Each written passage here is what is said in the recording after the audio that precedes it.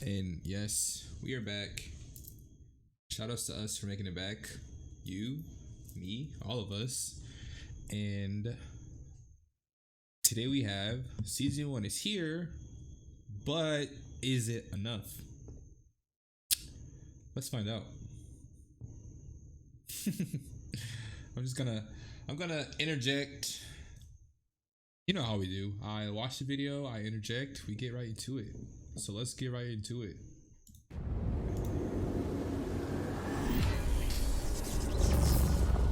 I am right with you.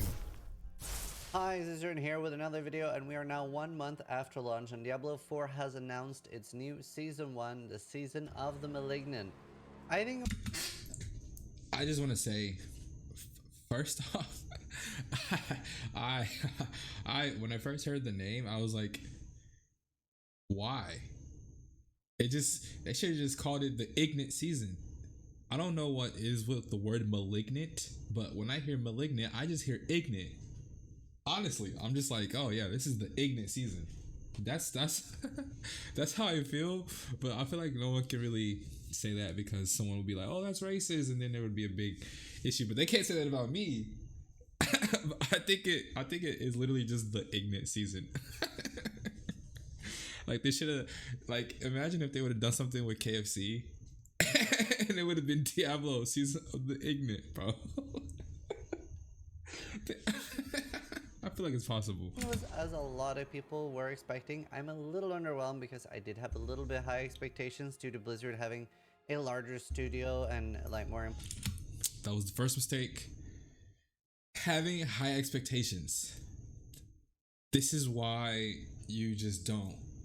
And I'm gonna get into that at the end of the video, but just don't. Like, I feel like most people who have been playing the game have their experience ruined due to some type of expectation. It's like they have never played a, a live service game before. I don't know. It's just like everyone has such huge expectations, but I don't understand why. Like it's like it comes out of nowhere, and now I feel like everyone is just like so mad. But okay, I mean, we'll get into it. Let's go. Etc. and bigger budget than Path of Exile. So I was expecting more endgame content, but I'm gonna be right. He said bigger budget than Path of Exile, whatever. But they don't have better devs. Path of Exile is about innovation. Blizzard is not so much about innovation. I think that is the key thing here. People keep comparing D4 to Path or other ARPGs. No, I don't. I feel like Blizzard is just not not known for innovating anymore. But everyone expects them to innovate, so when they don't, they are disappointed. It's just like, just be realistic, I guess. going over everything in this. It still is a lot of really cool stuff, but yeah, let's go over everything together. Season 1 of Diablo 4 comes with a new progression and gameplay mechanic, Malignant Hearts, and it's basically like elites have a chance to be malignant, and you unlock these with a new NPC.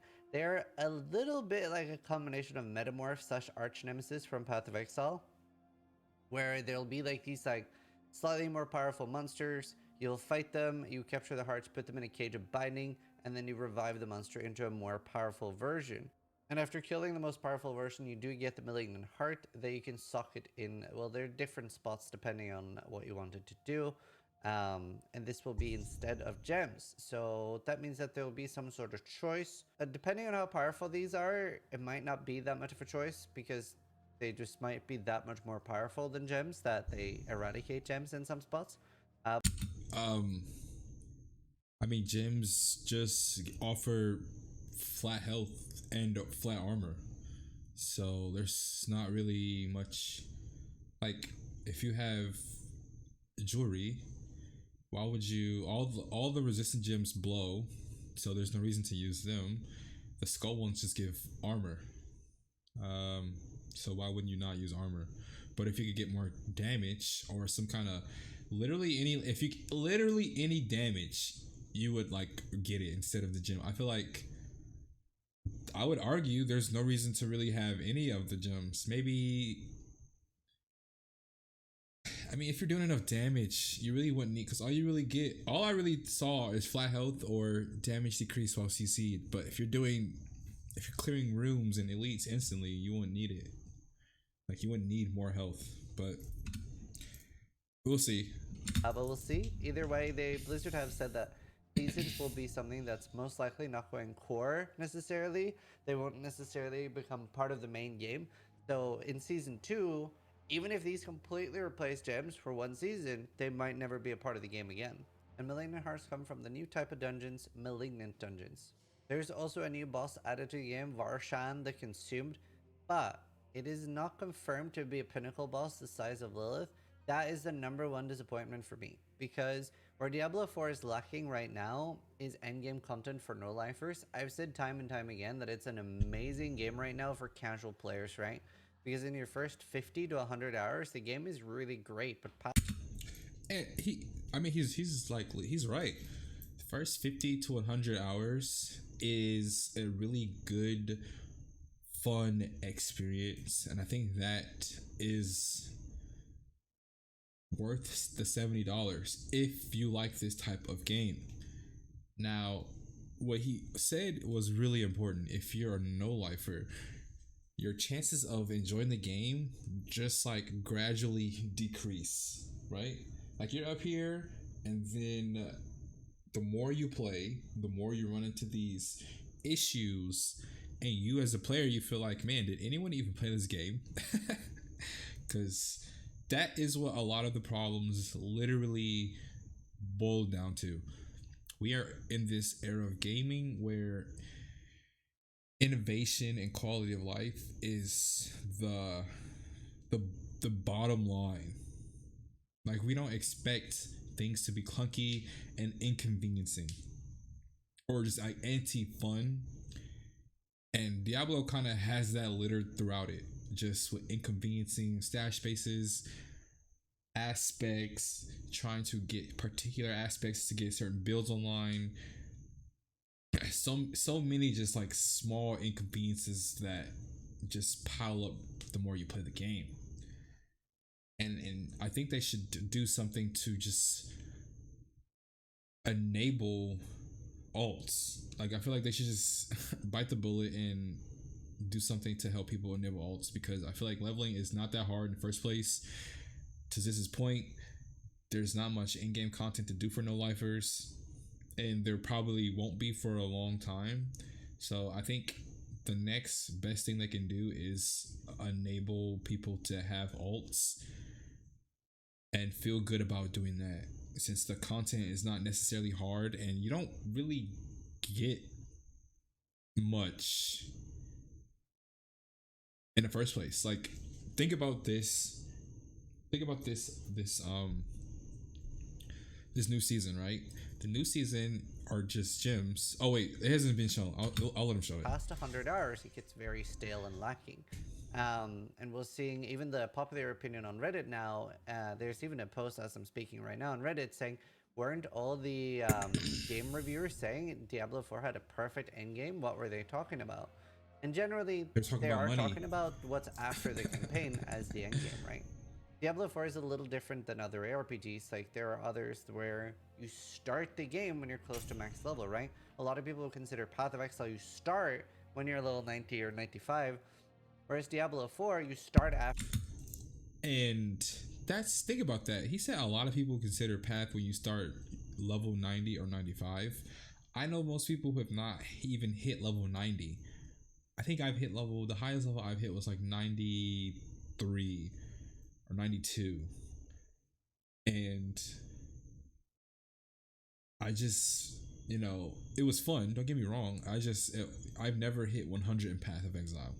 Diablo 4, I actually hit level 100 with relative ease, more or less, just me playing the game. And I think, like, it does obviously have some benefits. Like I said, most people who play Path, I would say maybe 5% people have hit 100 at some point. Maybe 5%, maybe less than that. But I like that, you can at least hit level 100 in Diablo 4. There's nothing to do once you hit level 100, because the game just does not have any gear to facilitate being high level. But I mean, I like that. after the campaign, or if you're skipping the campaign, you're basically doing the same or very similar content at level 2 that you are doing at level 98, and that does get That's true. stale for a lot of people that are Very true. playing so many hours, right? So this is literally a bit of a problem of But that's also a problem with Nightmare Dungeons because the only thing you can do in the game is Nightmare Dungeons. So if you are gonna skip the campaign, you have had alts or whatever. The problem is there's only limited amounts of Nightmare Dungeons in rotation. I think that's a stupid choice because it does make everything feel samey. You feel like you're basically running the same 10 or 15 dungeons, even though the cap is supposed to be 30. But it feels like I'm running the same 10 or 15. And then when you make an alt, you do it all again, and you run into those same 10 or 15 dungeons, no matter where you are on the map. I think that's a problem that should be addressed too. Is Nightmare Dungeons as a whole? They're a slog. Like because you can hover low level Nightmare Dungeons and just get good XP. There's never a reason to really push higher, because again, there's no extra loot. You get more XP, but like again, there's no really good extra loot you can have. So yeah, they definitely need to do something to make Nightmare Dungeons, affixes aside, just make them like interesting, not stale. playing the game to death, but it does come a lot earlier than a lot of games. So that was the number one thing. I really do hope that Varshan somehow is like really, really hard. Um, what I was hoping and expecting was that they would turn in Duriel, and I was about to say Triceratops, the Cerberus boss, whatever his name is, something on A, that they would turn those into pinnacle bosses, because they actually have pretty okay moves for a pinnacle boss. The number one thing, and Blizzard's really good at this, is just over tuning the damage makes a boss super hard. Lilith doesn't have the craziest moves, right? If they didn't one hit you, if they only did half of your health, it wouldn't be a hard fight. This fight is stupid, by the way. This is honestly just like the stupidest fight. But it does. And so it is a hard fight. And Dariel's chain mechanics and some of her other moves, and maybe give her some ranged attacks, now you have a really cool pinnacle boss fight. You can make it super overtuned, and you have the power to do this easily, even with hardcore in mind, because of Cheat Death Elixir. It's the only upside, and in my opinion, the only place where Cheat Death Elixir should work. Number one thing I wanted to see. The thing that I wish wasn't the case was that Nightmare Dungeons wasn't like the only end game. Obviously, you do have Hell Tides, but they're not really that end gamey, I'd say. That's what I And they're want the most. really That's what I was easy. hoping for the most. Maybe season 2 will give us more end game content. But that being said, Diablo 4 is still something I'm going to enjoy every single season it comes out. It'll just be more and more the more in game comes out. Season Journey brings new legendary aspects and other smaller rewards, and it's tied to the Battle Pass system, which will give the rewards for free, and you can pay to get more cosmetic rewards. So they've said time and time again that there is not going to be any pay to win in Diablo 4, and if there ever will be, I'll be the first person to call it out viciously and aggressively and loudly. But so far they've been true to their word. Viciously. The main concern I have is if any like free part of the battle pass that does have anything is tied to the paid battle pass speed up. So like if you can pay to speed up the free battle pass, that would be pay to win. We currently just don't know enough about it for that to be the case, but I'm obviously keeping an eye out for that. And the worry here is the free battle passes have things like XP boost, obols, etc. So we'll see. But I'm hoping, and most likely they will just be true to their word, that there will be no pay to win. The number one thing people are concerned about here is, are they going to sell stash tabs, which I do consider pay to win. We are getting 6 new unique items. I initially thought this was going to be 6 new unique items per class. I'm hoping that's still the case. 6 new items is maybe a little low if it's total. Because I think unique items are pretty exciting in Diablo 4. They could be a little bit more unique, but yeah. Yeah, I also think the unique items in Diablo 4. I played Druid. If you didn't know, I feel like the Druid's unique items should be the bare minimum for classes. Like I feel like because the druid's uniques basically allow you to it gives skills different categories so you can scale it different ways. So if you can make your storm skills werewolf skills, you can scale your storm skills with werewolf like stuff. You can also basically change ultimates, and I think those like the how you can change how some skills are classified via like you get, so you can add tags or whatever, change your tag. It allows you to just scale skills differently, and then you can actually use a varying combination of different ultimates. Like you don't have to, like you can use, well, you get what I'm saying. Like it's just more interesting that way. But apparently druid is like the only class that really does that well. uh from what I've seen, apparently most of the sork uniques are useless, and most of the barb uniques are useless. Not not yeah, like not, I'm not gonna say useless, but like very like underwhelming. So and I like, yeah, the uniques are very like boring as far as stats go. Also, that's what I think I don't understand. It's like you have a unique item, why give it like the same stats that's already in the, like there's no cool stats on some of these um on these items. I thought the ice boots were pretty cool. Some of the particle, I thought that was a really nice like a unique.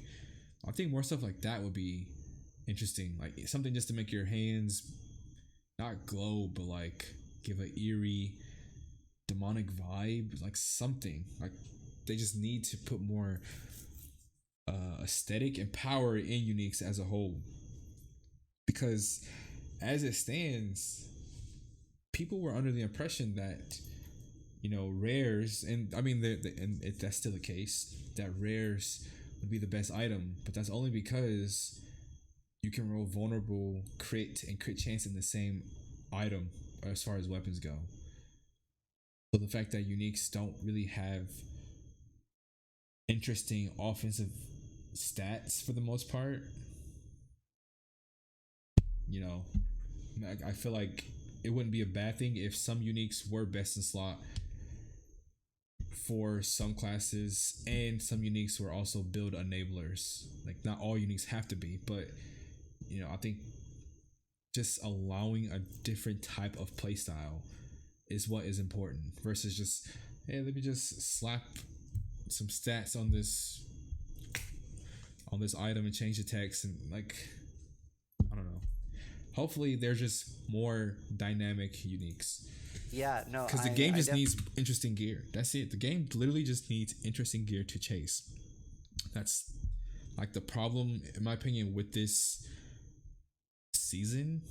It doesn't make for more interesting gear. It just makes for different builds, but there's nothing to put the build against. I mean, we'll see. I mean, I'm gonna play it, but I think that's like the main problem is this season just basically puts a little bit more power into the game, for better or for worse. We don't know that yet, but there's like the game, in my opinion, is already relatively easy. Like Diablo 4 is pretty easy, and it's not until you just start pushing nightmare dungeons like 70 plus and you start running into certain problems. And it's not like the dungeons are hard, it's just like how CC works. It's like once you get stopped or slowed one time, it's gonna happen over and over and you're gonna die. So if you're just not doing enough damage in the first place, you probably aren't gonna clear it. So it's not like nightmare dungeons at higher tiers are just harder. It's just like it's a gradual DPS check, when I feel like that's not necessarily hard because there's nothing compelling you to go higher. And then you hit level 100 and then there's nothing to do because there's limited gear. Nightmare dungeons don't drop necessarily better gear. It's harder to naturally progressively push higher. You get what I'm saying? Like there's like this stalemate you run into at a certain point in the game, and that's kind of what the problem is. Like there's just at a certain point it's just like, why am I even doing this? You kind of run into that feeling often once you find really good gear and there's no replacement and there's nothing to push for. And this season does not, again, the season does not really add anything to push for. It's just adding more power and builds, which not a bad thing. Definitely want more unique items. You just Now, a want quick more items. clarification for those that Better are new items, to the stronger RPG genre items. about how seasons work. There's actually been a lot of confusion about this. We saw a big Twitter thread, which I thought was satire, where people were like, wait, so all my time playing has been wasted then? And well, hopefully you're enjoying playing the video game while you're playing it, or all your time spent playing video games is then wasted if you don't. This is very different and jarring, especially to MMO players. They do actually have seasons in MMOs, but they're known as expansions, and they feel very different for the people playing them, even though they are the same concept. All the stuff you've done so far is nullified, and you basically start over again every expansion. Seasons are the same thing. Full reset instead of continuing on the character. You can make a character called the same thing, and you are effectively having the same experience. But yeah, seasons are basically a reset. You get your mount immediately. You still skip the campaign. Altar of Liliths are unlocked immediately, and all the exploration you have unlocked immediately, as long as you have a live character to log into 2 days before the league. Well, you can log in at any time, but they will let you log in 2 days early. And yeah, all the areas you discover and the XP for it. So you do get like 270 XP, I think it is, renown, which means you do get 5 skill points. And this is a very standard ARPG thing, and nearly everybody that do play RPGs really like this. Like, even in Path of Exile, we see like most people will stay to the leagues, and even a lot of people that like playing on standard or Diablo 4's version of the Eternal Realm will end up playing for a little bit on the leagues, because the first 2 weeks, where you have that nice steady flow of progression, like you're constantly improving, there's things to look forward to. For a lot of people, that is like the most fun. So it really does make sense for this type of genre. So I would love to hear, what were you guys expecting for season 1? Are you happy with this? Like, for me, the number one exciting thing is more uniques and more legendary powers. That's going to be huge. But I really was hoping for more of an endgame thing. As somebody that plays games for a lot of hours, that's obviously the number one thing, to keep you enjoying it for more and have a nice endgame loop there, especially with an item chase, right? A nice, fun item chase. Ideally, not things like Shaco, because they are 500,000 hours on average. So I'm probably never going to see one in my lifetime, right? But things that are chaseable and huntable, especially that have like a drop from bosses that you can grind, would be very fun. Like putting some items behind Lilith would be super cool, especially because at the moment the game ends when you hit level 100, right? Which is very different from what I'm used to, where the game starts when you come to the end game. Here you hit level 100 and there's not much to do. There's only like sort of artificial goals that you have to set yourself, like, oh, I want to do this just to do it. And that's cool for a lot of people, but I love having things like that are a bit more of an achievement. Whereas right now we just have Lilith. She is really hard. I've actually not been able to do her. I fucked up and died. So that's going to be a goal for me in season 1 to do. And I would love more things like that. I think they're really cool. I think a reason to do the Nightmare Dungeons would be cool. Like, a very like noticeable improvement. Like, oh, dude, I'm able to do Nightmare Dungeon 90 now. Now I'm able to get this stuff, which I wasn't able to get before. That's like what I look for in an RPG. I'd love to hear, especially from the audience, like, what type of player are you? Like, are you a casual gamer? Are you a hardcore gamer? Are you somewhere in between? And how happy are you with this patch? Because I've said again, like, every game doesn't have to be for everybody, and Diablo 4 isn't primarily aimed at people like me, and I think that's okay. So I've still been enjoying the time I've had in Diablo 4, and I'm looking forward to season 1 and 2. And whether this becomes a game that I play for a month at a time or a few weeks at a time, I'm still going to enjoy it. That's the important part. If you're not having fun with a video game, don't play it. Either way, my name is Israel, and hope you guys enjoyed the video. Thanks for watching. Sub if you like it, but more importantly, try to die less than I do. Yeah, I like this guy's energy. I think he's a dad. He has nice, fun dad energy. This is all I really need them to do. Honestly, this is honestly all I need them to really do. I need them to just fix how Nightmare Dungeons work, fix the item level requirement on items that drop, thus making gearing for alts fun. And that doesn't have to be a season thing. That can just be things tweaked under the hood. Trading does not exist. There's no reason to have items. Well, I'm not gonna say trading doesn't exist. I mean, you can't trade legendary items. You can't trade uniques. You can only trade rares. But I feel like just change how the level requirement works on items. That's it. Change that. Add some stash tabs. And if you can just add 10 uniques and 10 new, I would just say 10. If you just add 10 uniques every season, the game will be fine. Fix nightmare dungeons, add 10 uniques every season, enable people who want to make play alts, make that a very fun, easy, transitionary thing, very natural. Because people just want to, because all you can really do is play with builds. All you really can do is push builds, make fun builds, and see where they go. That is it. So make that the most fun thing you can do. If there's not going to be interesting loot for a long time, which is fine, I get it takes time to make that, I guess. Cool. Make everything else just feel smooth and add quality of life often as possible. Boom. That's it. I'm not expecting Diablo 4 to be my forever game because my forever game does not exist. Because innovation is very real with games. You don't know you want something until you have been exposed to it. I didn't know I wanted to play Vampire Survivors until I saw it and I experienced it for myself. And I think that it's just about, innovation and timing stuff. Anyways, fun video.